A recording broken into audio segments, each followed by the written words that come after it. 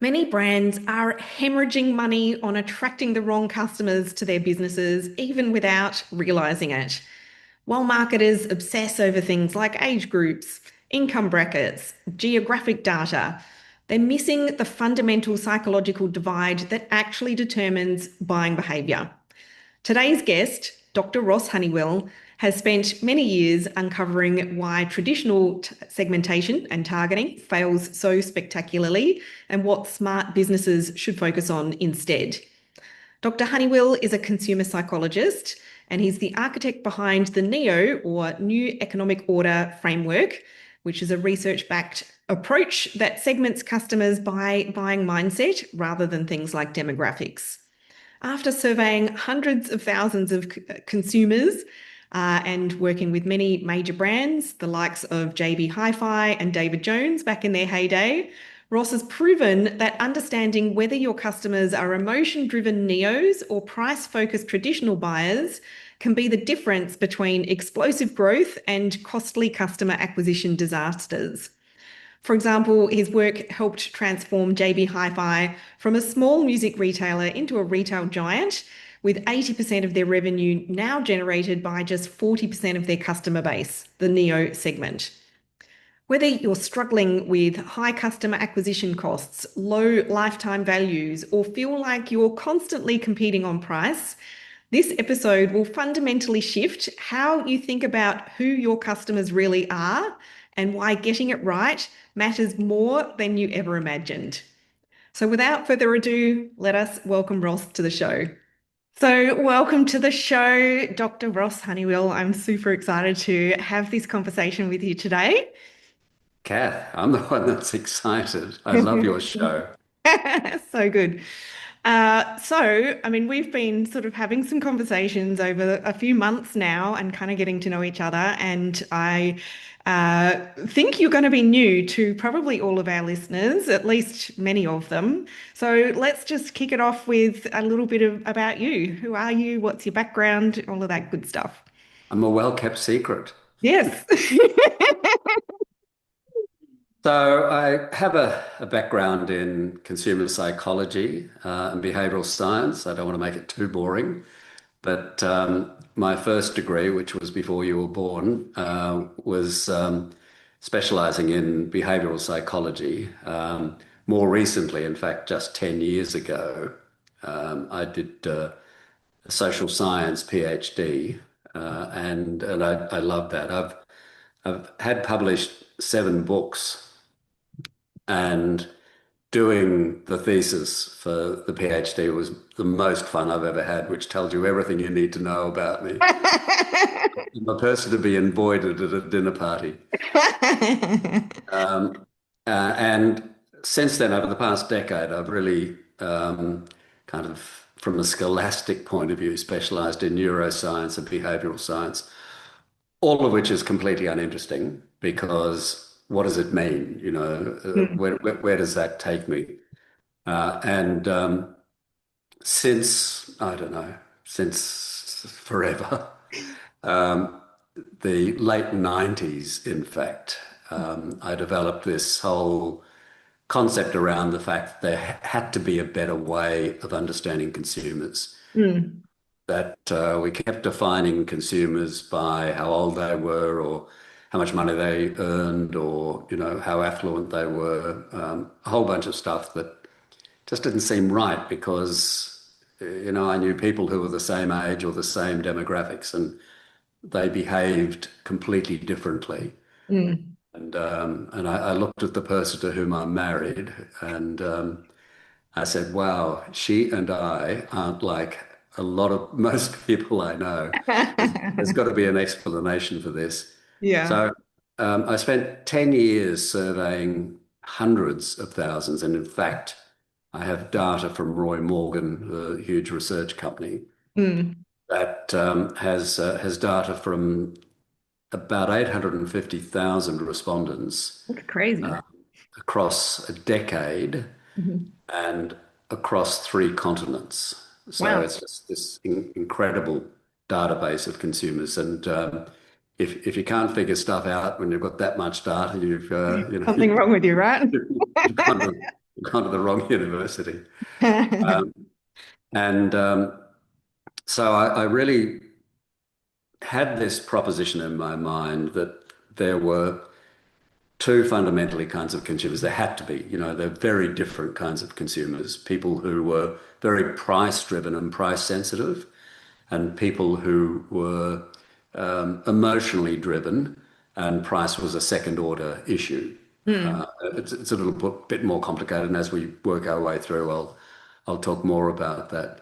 Um, so I got all this data, and I ran the data, and it was, a huge job. Yeah, But I can't imagine prior to AI tools helping yeah, what exactly, that would have been like. I think back now and I think, boy, if only I had my AI. Um, and I ran this data, and I was looking for the answer. Mm. And the answer came up that there were two fundamentally different kinds of consumers, two consumer mindsets. Mhm. So this mindset thing is really important because it's a way of consumers thinking. It's a way they make decisions. Mm. It's the lens through which they view the world of consumption. Mhm. And and there were two comprehensively different mindsets, and I couldn't believe it was that simple. Yeah. So I ran it again. I ran it upside down. I ran it inside out, and it kept coming back with the same answer. I won't go into the methodology I used because it will. I'll have there'll be a little counselling booth in the corner for people to sit down with me to go through that later. But it definitely came back that there were two. Now, nobody could believe that there are only two different kinds of consumers in the world, and in fact, each of them is split into 5% increments. So, in other words, in the neos who we're about to talk about, there's 20 different levels of Mhm. being neo, Mhm. and but in truth, not many clients really use that. So I know Mm. we're jumping ahead, but to give you an example, Lexus, when they were introducing their hybrid vehicles into Australia, used the top two deciles. So the Mhm. top 20% of Neo being Neo, Mhm. and that's all they were interested in. But Okay. almost nobody else does that. The difference is so great. Anyway, I'm getting carried away. So what I was looking for was things that mattered in the data. So Mm. what was really significant. But more importantly, I was looking for things that made them different. Mhm. So it's what's known as discriminant modeling. So you're looking for the differences, not the similarities. Mhm. And I found this kind of incredible thing where, it just the differences were so significant. Um, and um, and that's how it came together. And all of a sudden think, I'm sorry, you go ahead. Oh, it's just, if it's that different, surely that must make things so much easier for us as marketers and business owners once you understand it, I Well, guess. But yeah, it absolutely does. And what it does is what we've found is that not only does it make it easy for the marketers, if you're in a small business or a big corporation, it gives people a new language. So ultimately, we ended up with the two mindsets, and that's the kind of neo mindset. And neo is just an acronym for New Economic Order, or New Evolutionary Order, or Mhm. whatever we like. It's also Greek for new, so it all seems so perfect. Yep. And so this neo or new mindset and a traditional mindset. Mhm. And then I kind of looked into it further. I promise I'm not going into any detail here, but what philosophically I had uncovered is that postmodernism as a movement Yeah. ended in about 1990, Uh-huh. and what I call neo-modernism started at about the same time. Uh-huh. So it was. with the advent of the information superhighway in 1991 and whole technology, the web, all of a sudden these people who had this mindset were able to express it. So Yeah. this gene, this neo gene they had in them Yeah. was able to express, and neos were born around that time. Yeah, right. And kind of the world really bifurcated, split into at that time, Hmm. and into these two comprehensively different mindsets. Mm. So all the traditional demographics went out the window for me. Mm. I'd always believed that affluence, for example, or income, or how much money you have or earn or whatever, was a really poor determinant of consumption behavior, a really bad predictor of consumption behavior. Because I Mm. know so many people who have big fat wallets and all they do is sit on them. Yep. They just don't, they hate spending. So the legendary story of the rich person who drives right across town to save a couple of cents on Yep. a litre of petrol. And everyone laughs at that. But Mm. uh, They it's, exist. it's actually not much of a joke because it really is part of the mindset. Hmm. Uh, and for them, it's not just about saving money, it's about kind of beating the odds. Hmm. So Mm. for people with this traditional mindset, they really love that. Anyway, I'm Mm. getting ahead of myself. So things like generations, age, demographics are all really terrible determinants of consumption behavior. Why would someone in their 60s or 30s read the same books, Mm. Mm. drive the same car, live Mm. in the same suburb, Mm. marry the same person? Um, it's just not the way the world works. Yeah. And we are really self-selecting in life. Mm. So everyone would go, no, we're not. My friends are nothing like me. My wife or my husband or my partner is nothing like me. Trust me. Mm. Ah, it's not until you go to a completely different, you get out of your bubble and all of a sudden you see, wow, we Yeah. are really alike. Yeah. Yeah. Even we might have different likes, different dislikes, all that kind of stuff, but we are self-selecting in life. Mm. Mm. But so many, I mean, bringing it to the marketing and business, perhaps this is just my experience so far, but so many of us still use those kind of traditional methods for trying to attract our customers and talk to them and communicate with them and all of that kind of stuff. That's true. And what happens with that is that we're trained to think that no, we're just not helped Mm. beyond what is the norm. Yeah. We adopt the easy. We're interested in the path most traveled, but in the path that's kind of most traveled, the reason it's most traveled is because it's probably the best path. The Mm. truth is that it's not. And so with things like Meta, for example, with it's doing increasingly broad. So by going broad and by having algorithms that you feel you're controlling, so you're asking for certain things, Mm. that you're kind of creating something special for yourself. In fact, the algorithms, it's guiding you on exactly what it wants you to do, and what it wants you to do is to make the most money for it out Yeah. of how it does those things. You Yes, know more about that than I do, so you'd be better sadly. talk, talking talk, talking about that.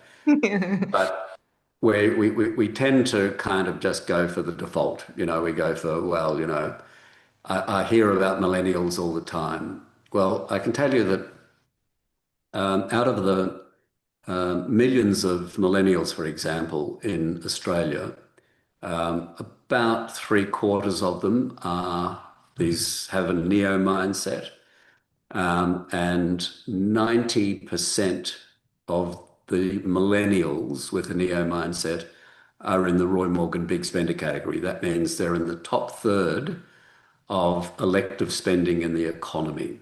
That's Uh, incredible. Because they wouldn't necessarily be earning the most money in this country. Well, Some of them probably do. the neo-millennials have to be, Yeah. because to have high spending behavior, Hmm. you have to have what's called high spending capacity. In other words, you have to have enough money to spend Yeah. to be able to spend it, but having enough money to spend isn't enough. No. You have to have a desire to spend it. Mm. And that's where the difference comes in. Mm. So just going back to that, so about a third of the millennials have a neo mindset and 90% of them are big spenders. Hmm. Almost half of the millennials have a traditional mindset. Hmm. Eight, no, I'm sorry, it's different. 11% of them, 11% of the millions of millennials with a traditional mindset are in the big spender economy. Right. 90% versus 11%. Mm. So don't ever tell me that millennials or targeting millennials or having millennials as a desired targeting group audience is a good way to go, because it's simply not. And it's exactly the same for technology adoption for, millennials. The mindset difference is vast. So there's Yeah. this huge split, even in millennials, baby boomers, Yeah. Gen Z, whatever it is, it's got this split, and they're almost the same split right across. So Okay. it's just completely inefficient Mm. way to predict buying behavior. Yeah. And so that sounds like it really taps into this core problem of businesses that do struggle with attracting their customers or even keeping their customers if they are going about it in that broad brushstrokes. Let's just target the majority method, whether they intend to do that or if they're just relying on algorithms to do it. And look, I think it's understandable, because there's another one of my many theories about social behavior and social psychology, is that we tend to believe an economy or a consumer economy is the way, whatever the majority of the consumer economy is, that's how we think the Mm. whole economy is. Mm. So we constantly see Harvey Norman ads and McDonald's ads, and everything's about price and, about offer and about urgency and about, all of the things that the kind of classic traditional retail orthodoxy, the traditional retail offering, Mm. all built around price and, generation, about all the things that are traditional. Mm. Mm. And so we think, okay, well, that's what the whole consumer economy must be like. But Mhm. in fact, it's not. And kind of peeling back the onion and Yeah. finding that there are these 5.5 million Australians with a neo mindset in there, Mhm. just reveals that they're not the majority. They're only 24% of the population, 5.5 million, but 24%. And they're completely different. This is where the value resides. And oh, there goes the dog. There goes the dog. Yeah, everyone's going to hear his little paws clicking on the floor. And so, um, it's understandable that people think that the traditional ways are the best ways, because everyone must be doing it. Yeah, But yeah. of course, it's not. And if it's the And majority, then the minority shouldn't matter, maybe, yeah, if they do yeah, think. that's right. But I've written, one of the books I've written is about the wrong customer and the right customer. My business is called therightcustomer.com. Yeah. And the reason is that there are right customers and there are wrong customers. The Yeah. right customers are these neos, and I can tell you that the right customers are going to save or grow your business, Uh-huh. and the wrong customers are going to destroy its value. And that's Yeah. exactly what happens, because we all know these traditionals. I'm jumping ahead again, I'm sorry, but you know, Mhm. what they do. is because we all know them because the first thing they do is ask about price. Mm. Because for them, everything starts and ends with price. Mm. Yes. Whereas for consumers with a neo mindset, price is just the cost of falling in love. So it's a completely different way of looking at the world. Mm. But we know traditionals. We all have traditional stories. Mm. I remember speaking at a conference, and someone jumped up and said, "Oh, I've just realised my wife's a neo and I'm a traditional." And so she worked out what kind of things we should buy. So she sent me out to buy a sound system, and she specified exactly because she'd done all the research. Yeah. Because I'm a traditional, she sent me out to, get the best possible price for it. Pretty convenient. Yes. And he came back with the one that she wanted and another one. And she said, what on earth are we going to do with two sound systems? And he said, why did you buy two? She said. He said, well, this one was on special and I just couldn't resist it. It was such a bargain. And it's a true story. And it's actually not that uncommon. Yeah. Probably the most famous traditional was Kerry Packer, Oh, the legendary, publisher. And I used to go into his building, and there was this disgusting sofa in reception. It was filthy, and it transpired that every time there was a new management came in, the whoever's in charge then looked at it and said, "My God, we've got to get rid of that. mhm. Go and throw it in the skip, rubbish skip out the back." And they do that, and then Mr. P, as he was known, would walk through the front door, and I won't use the language, but he'd say, "Where's that effing sofa?" And someone would say meekly, "Oh, George had it." "Well, you go out and get it out of the effing skip and bring it back in here." I paid good money for that, and Right. it's still perfectly fine. Oh my God. Now, this is the guy that could have bought all of the sofas in Australia, Yes. but for him, he paid good money for that, Yeah. and it wasn't. Now, what's that little story telling us? That little story is telling us a lot about Mr. Packer, but it's also telling us that there's no frequency, there's no repeat purchase Mm. with people with the traditional mindset.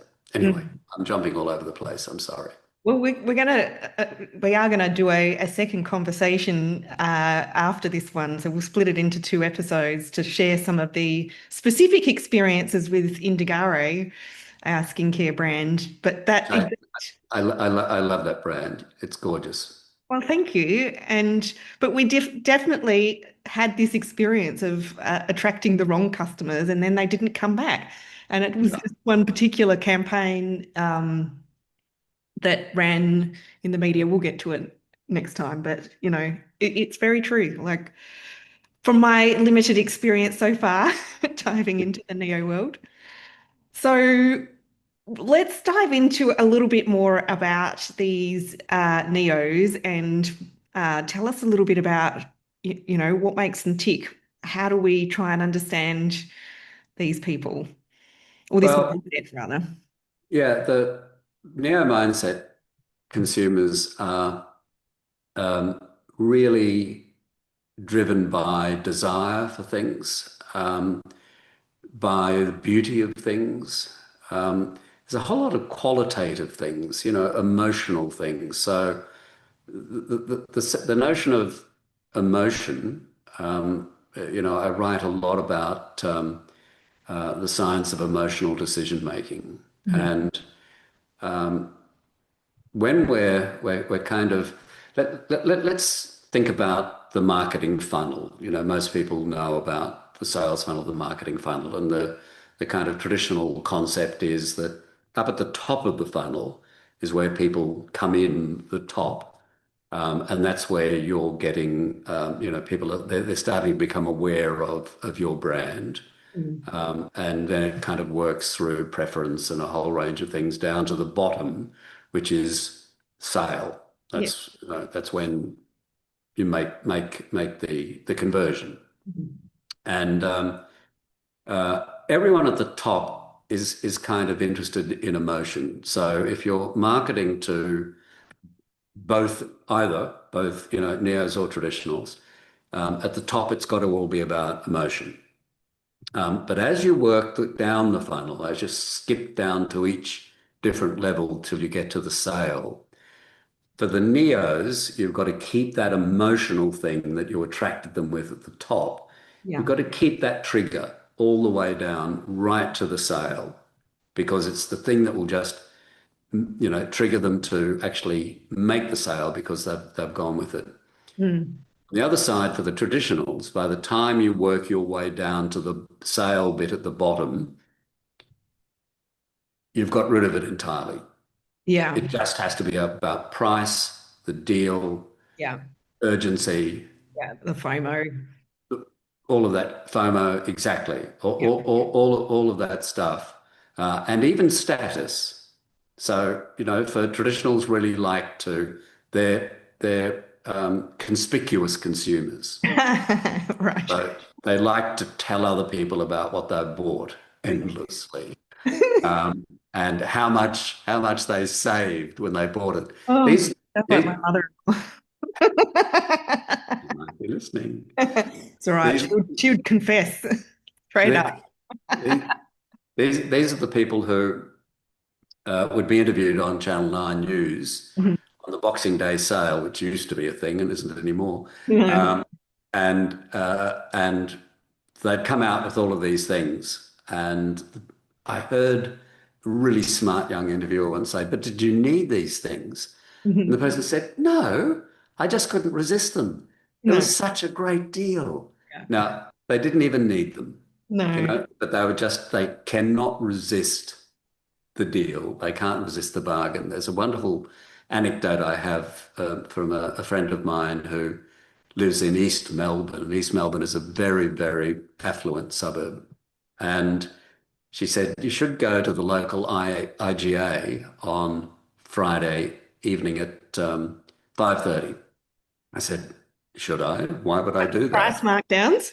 And she said, "There's a whole row of Rolls Royces and Mercedes and, all these really expensive cars lined up in a queue." And I said, "What are they doing there?" She said, 5:30 on a Friday afternoon, IGA in East Melbourne has half price off roast chickens. Oh my gosh. And they're all there That's hilarious. for the half price roast chicken.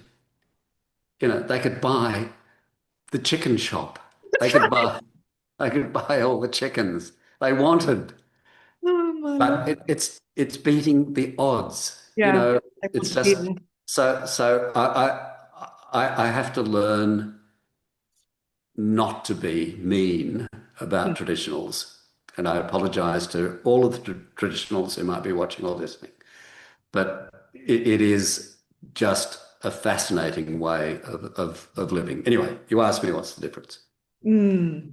So I think one of the best ways of doing this is why don't I tell you about their attitudes? With that, Let's dive into that. and I think a lot of people listening or watching might be going, "Well, I'm not sure that I'm getting it. I kind of do, Mm. but I think this might be useful." So I'll just skip through these quite quickly. So the top 10 attitudes for the neo mindset Australians is: I like to organise holidays for family and friends. Second is, I'll keep up to date on new ideas to improve my home. Mhm. Third is, I like to entertain spontaneously. Four, I believe in taking calculated risks. Five, I look for new experiences every day. Six, it's important to have a full social life. Seven, I consider myself a bit of an intellectual. Eight, I want the best and am willing to pay for it.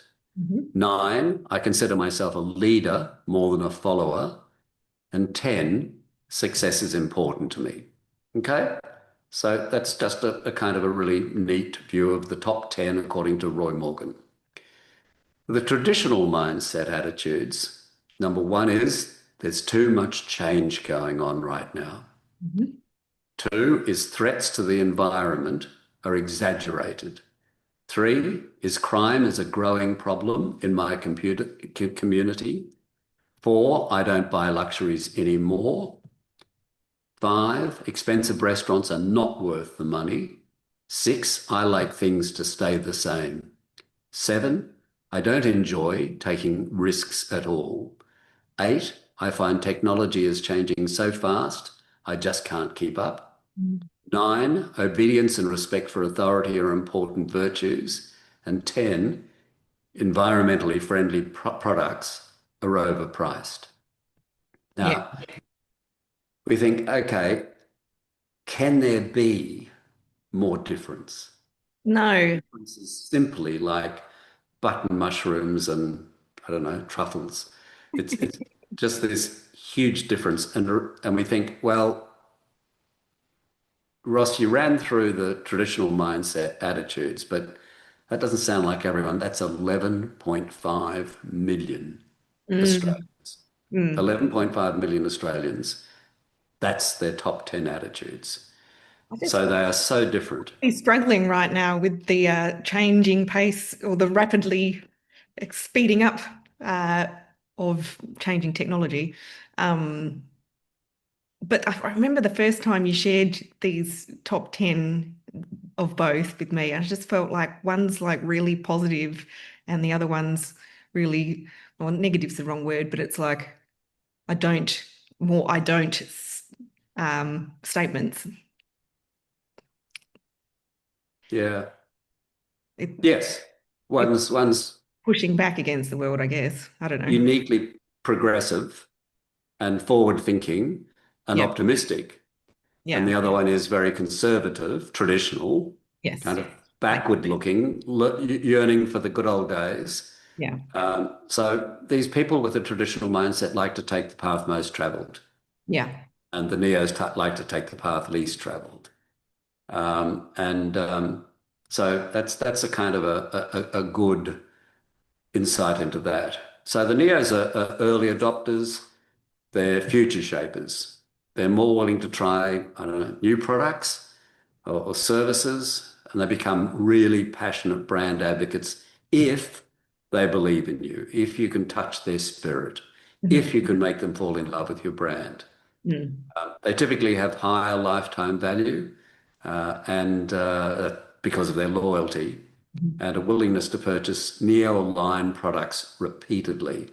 Mhm. Now, their influence extends way beyond their immediate network. So this isn't just about their friends, it's about the things they do go viral. And it makes them critical in viral marketing and word of mouth and what I call word of mouse Mhm. recommendations. Yeah. So they respond to products and brands in a very emotional rather than a purely rational or cognitive way. Mhm. I, Traditionals, I've really talked about. I think Yeah. it's pretty clear about their spending is deeply rooted in familiarity, price, discounts, and the path, as I said, the path most traveled. Now, it's important for me to say that we really need traditionals. Now, Yeah. Indigari does not. Mhm. These are death to Indigari. But if you're a bank Mhm. or you're a large corporation, you're a bank or a consumer goods, fast-moving consumer goods brand, you need the volume. Yeah. You need scale. So you need these guys.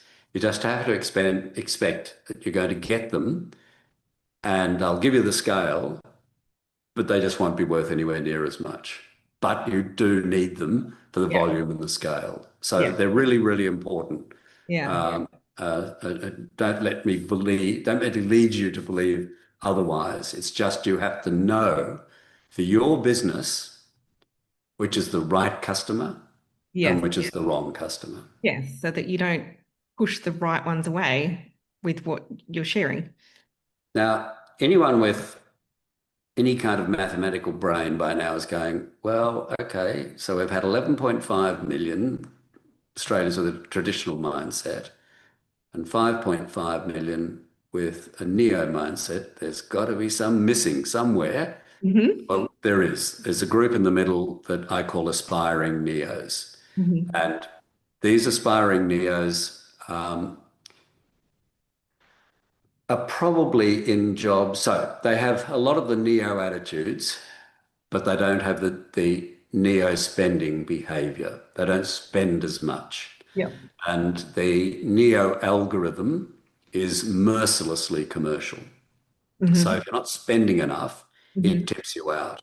But Right. there's no migration between neo mindset and traditional mindset. You're born one or the other, and you Hmm. die one or the other. You Hmm. don't migrate. There is, however, migration between the whole neo mindset combined, the neos and the aspiring neos. Yeah. And the aspiring neos, it might be a teacher, for example, a nurse with all of the neo attitudes, but they simply don't have enough spending capacity for the algorithm to identify them as a neo. Yeah. Or it might be a professional woman out of the workforce for a couple of years having a baby Mhm. or kids. So she no longer has the same spending capacity. She doesn't have the same income. But it doesn't mean she's going to start drinking instant coffee um, and, you know, doing traditional things. Yeah. So it doesn't make her a traditional, it just makes her an aspiring neo. But it's important to say that there is this group. Yeah, I think that defines my mum, who was born in the Depression and grew up, with a lot of those financial constraints. But then she went on to be a teacher and had 5 kids, so probably never had the spending power, but she definitely is not a traditional. Right. Okay. Yeah. Well, it's terrific when we can think about now. Everyone that's listening to this is going, so what am I? What's my partner? What are my kids or, brothers and sisters? Let me just give you a warning on this. We have to be very careful about self-selection and about self-identification because almost everyone will be going, well, I think I behave like a neo sometimes, but I behave like a traditional other times. Or, some will be going, yep, I get it, I'm a neo. Some will be going, yep, I get it, I'm a happy traditional. And what's this guy going on about? Nothing wrong with that. Yeah. And there isn't anything wrong with that. What happens is that when we're making purchase decisions on services in particular, or even products and services that have no emotion involved with them, Hmm. we all behave exactly the same. Hmm. It's all on price. So, for example, if we're looking for an energy plan, Yeah. for our electricity, gas, that kind of thing, there's absolutely no emotion involved. It's just a commodity. Yeah. We all behave Which- ex we all behave exactly the same. It's not until we find that emotion comes into it that it starts to change. Mm. So, if these telcos, for example, were smart, they'd be introducing things that touched the people's spirits, that gave them an end-to-end solution to any problem they had. Mhm. So you get one person at a help desk who's going to, or in a call center, contact center, who's going to stay with you until your problem's solved. You'll have to pay more for it, Mhm. but it will do that for you. And you'll get this, and you'll get the kind of whatever. Mhm. So it becomes quite an emotional thing, Yeah. an aspirational thing, something about desire, something that's going to make my life simpler for me. And for traditionals, all they want is just the best price. Now, everyone wants the best price. Everyone wants the best price. But it just comes back to that thing I said earlier, price for traditionals is all about price. It starts with price and ends with price. For neos, it's the cost of falling in love. So it's not until you start falling in love. So, if you're buying a car, for example, a traditional and a neo might buy a BMW. Mhm. But the traditional will buy the BMW for the badge. to say something to someone else about them. The Neo would have bought the BMW as a whispered secret to themselves. Mm-hmm.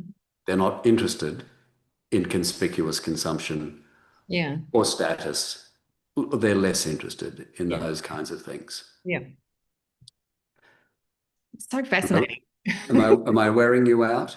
No, I just, for me, I guess because of what I do in my work, I start to think along the lines of, well, this client and this brand, and I remember this one particular client who I started working with about 10 years ago and would 100% identify as a traditional and was selling a product that was, innovative, quality. It was, new and different, and definitely not what she would purchase for herself.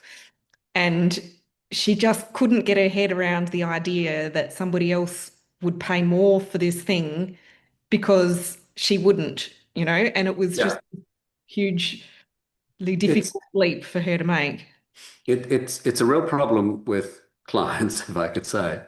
Um, if you've got a client that is a traditional and that is the decision maker, client Mm, decision maker, and they're a traditional, when they look at the data and they see the logic and the rationality and the evidence, mhm. they kind of get it. Yeah, A neo client gets it immediately. yeah. So, like within about 5 minutes of me talking, they go, "Yep, got it. Let's move on." Whereas for traditionals, they get it, um, and because they're weak in the face of evidence, Right. Okay. It's the logical argument. exactly all that rational thing, exactly what they're built to do. Yep. Um, but when the going gets tough, when the economy changes, and business gets tougher, they revert to type.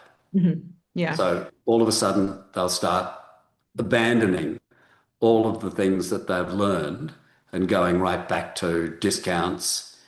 There's a really good example for me of there's a beautiful um, resort in British Columbia on Vancouver Island Mhm. called Clayoquot Wilderness Resort. And it's in a natural biosphere. And it costs $2,000 US per person to stay in a tent, Holy cow. per night to stay in Wow. a tent without a toilet. And well, in truth, the toilet's about 10 feet away, Gosh. kind of composting, Yeah. really green, wonderful thing. And this place is just, phenomenal. I mean, I've been there and it's beyond beautiful. And it was a client of mine, so I wasn't paying, I hasten to point out. And even though I would have, because I'd fallen in love with it. Hmm. And anyway, the economy started turning, and their competitors, all like Heli Fishing competitor, this really expensive brand that took people into absolute wilderness areas to fish creeks and rivers that have never been fished in Wow. human history, all that kind of, you got the picture. Yeah. And all of these competitors started discounting and seemed to be pretty average at 25% discount. And my client, who was fortunately a neo, contacted me and said, "They're killing me, Mm. absolutely killing me. Mhm. And I've just got to match the discounting, don't I?" And I said, "Do we have a neo strategy at work?" He said, Mhm. "Yes, yes." "And what do we know about the neo strategy?" He said, "Don't discount, don't, or be careful how you discount." I said, "Okay, this is what you're going to do. You're going to advertise, come stay with us for 4 nights, because one of the critical things is getting more room nights, Yeah. Got it. particularly in tough times. Yeah. Come with it, stay with us for 4 nights, and the first night's on us." Yeah. That's the proposition. Which Now is, that's a 25% discount. yeah. but it doesn't sound like a 25% discount. It sounds like a value add or Exactly. a That's exactly what it is. And what happened was at the end of the economic issues, when things started getting better again, he hadn't changed his rack rate. So he just kept right on going at his 2000 US a night, blah, blah, blah. And all his competitors who had dropped by 25%, it took them years to to build gather. their rack rate back up to 100%. Yeah. So it's a really, really good example of this kind of pricing and being very careful of, capital D discounting Yes. to thinking you're going to attract, because what you do is you attract the wrong customer, not Yeah. the right customer. And he had 100% occupancy Mm. right through this economic downturn I'm talking about. Yeah. When you say that, I mean, I've definitely seen plenty of brands who have discounted in difficult times, as I'm sure you have over the last couple of years, And but the thing that from a marketing and advertising perspective that I've noticed is that it trains these algorithms to find those customers. So that not only have you trained them to expect this lower price, but the algorithm as well. So when you want to try and change back, it's just you've got no data at all to find them. Yeah, that's right. And it just becomes a kind of a vicious circle Hmm. because, you've trained it to find them. It'll go find them and keep bringing them to you if you don't want them. No. They weren't good for you in the first place. Could relate this to other things like food and whatnot, things that are good for us and not so good for us. Exactly. What about when you do start to match up some of your marketing and the content that you publish and things like that? What happens when you match that to these neos in terms of the results that you start to see? Well, one of the things that I know is that a lot of marketers, very experienced marketers, are really going for a number of different, have a number of different segments that they might be going after. And there's nothing wrong with segmentation, Mhm. but in large corporations, it's typically built on transaction. In fact, almost everywhere it's built on spending behavior, transactional behavior.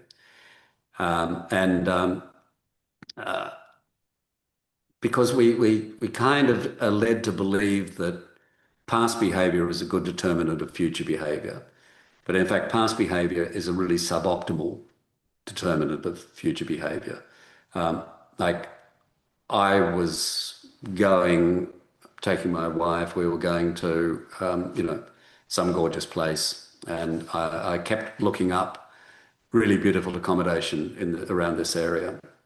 And it took me, I don't know, a couple of days of researching because Neos are great researchers. And but then for the next month, I booked it. I had finished my search, but Yeah. for the next month, I kept getting served ads that were about accommodation and completely the wrong accommodation, accommodation for these things. So it's just you have to kind of be very, very focused at the complete digression. I just like that story so much. I'm sorry. But you have to kind of stop thinking about lots of segments because segments, by and large, the point of that story was that was just behavioral stuff being used. Hmm. And that's not useful because Yeah, I was no longer in market. that's right. Yeah. So I'll give you one example. One client is a global brand bank, Mhm. and its Australian arm, it's a very big bank,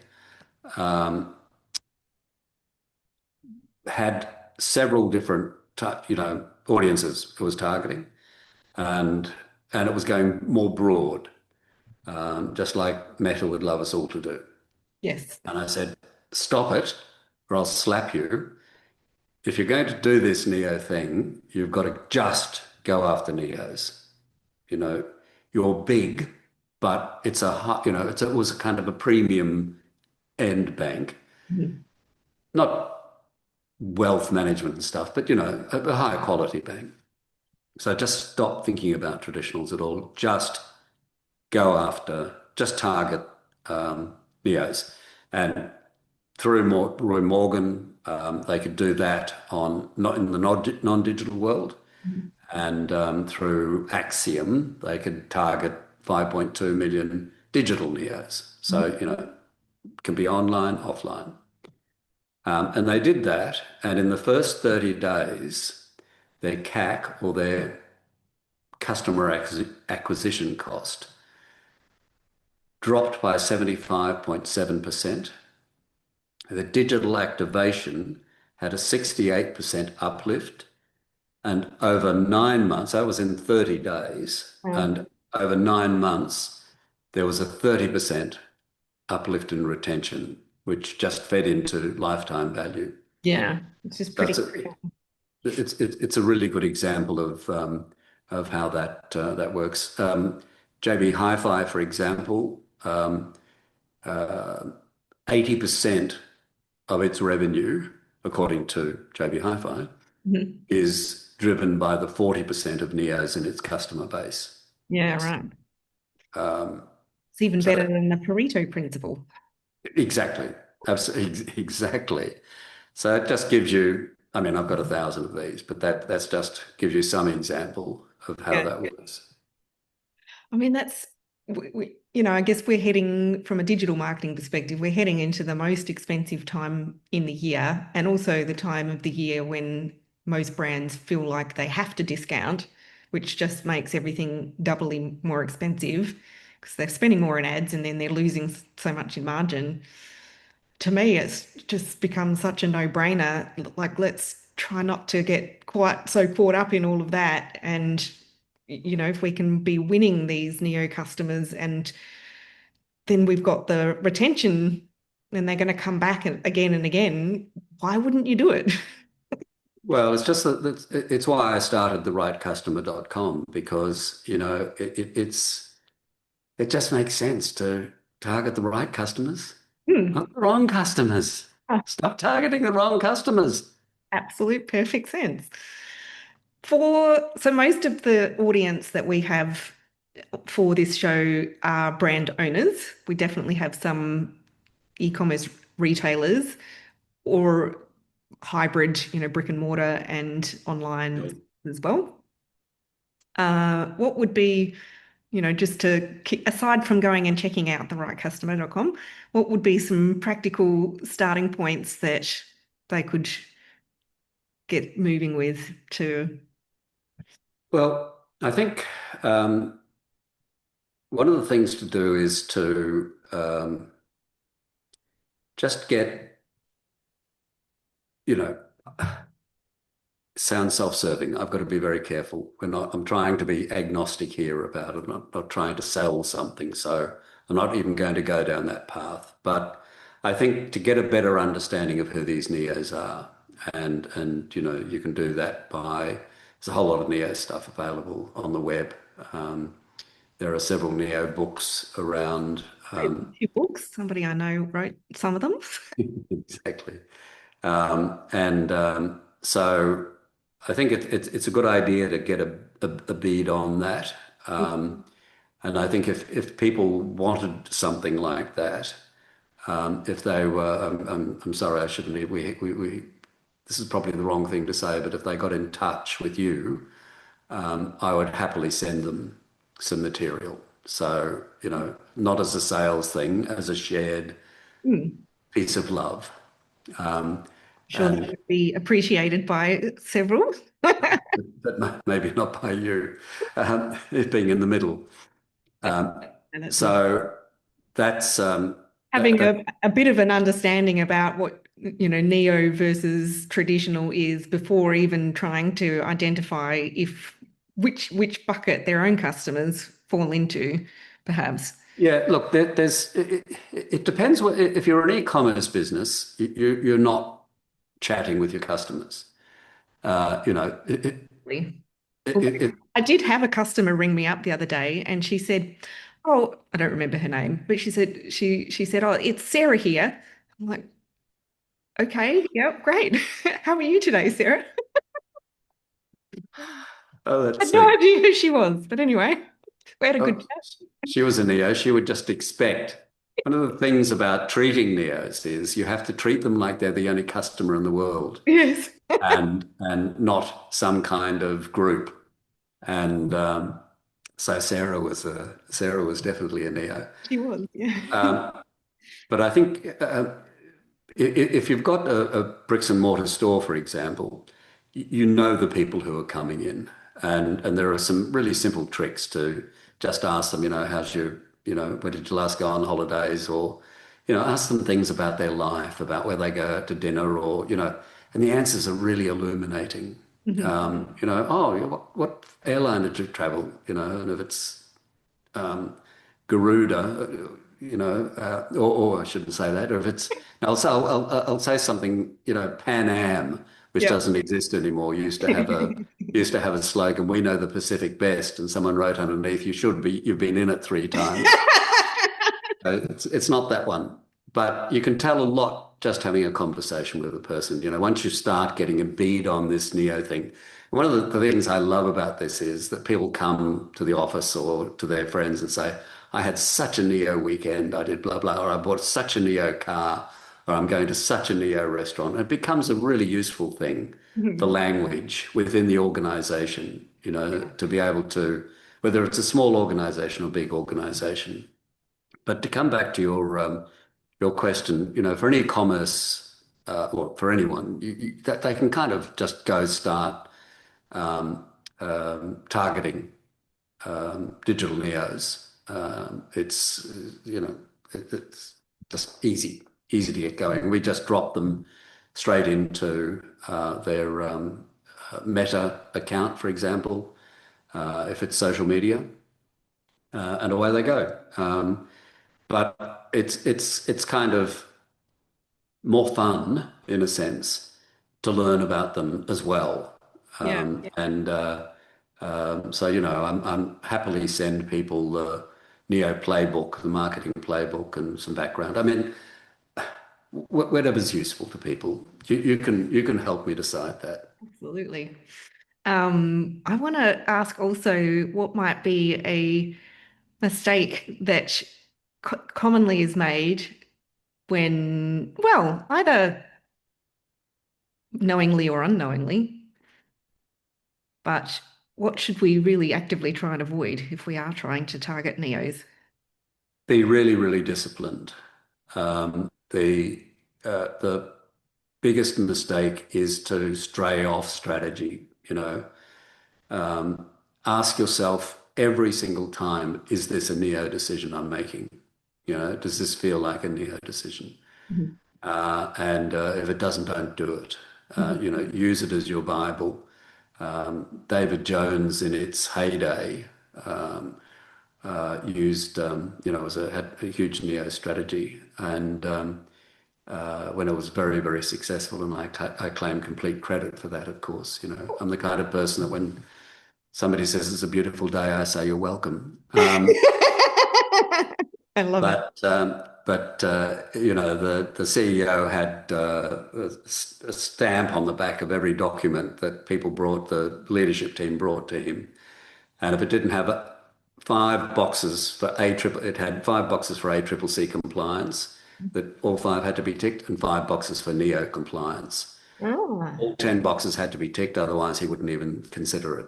wow. And that's the kind of, not that much, that's obsessive, Yeah. but that's the kind of discipline that's really important. So it's important to do that, and it's important to watch the language because it's not rocket science to get it right for NEOs, but Mhm. it's incredibly easy and dangerously easy to get it wrong.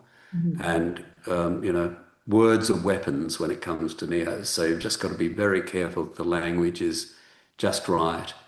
And the other thing I'll say is that really smart people can get it about 85% right for NEOs. The smart, really intuitive people can get it really right.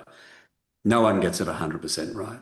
The last 15, 20% has to be science. It's really where you need you need some guidance and need some help. And there's plenty of that around and available with, anywhere the Honeywell name appears in stuff that you can find on the net, they'll find things, or we can help them get them. Yeah, absolutely. Such a big, fascinating topic for me. I don't think I've ever told you this, Ross, but when I was at uni, my most favorite subject was consumer psychology. My least Oh, favorite subject was statistics. And that was because the lecturer was just incredibly boring, just would photocopy the textbook page and put it up on the projector and read it out word for word. But of course, now I love to use data to help understand what our customers are doing or not doing. But you just bring it to life so, beautifully and enjoyably. So thank you for jumping on our show today. Uh, I've had so much fun. I'm really looking forward to our next conversation as well, just to tease for the listeners. We have been working together on implementing a Neo strategy for Indigare, and we're going to talk through some of the results that we've got so far and some of the things that we've tried and where we're heading. So, Sounds fantastic.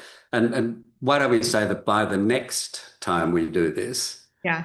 we'll have something a little firmer on how people can get stuff instead of me just kind of waving it Exactly. around in the world. Does that sound like? So tune in next time. Exactly. If you want really great Neo information, Yeah. then we'll have a plan by next week. So for the next episode, that's right. Next episode. Okay, yes. Thank you. Next episode. Awesome. Well, thank you again for jumping on, and we will share your links with the show notes for this episode if people do want to go and find out a little bit more about Dr. Ross Honeywill or the right customer. Otherwise, we'll be back next week. Okay, thank you.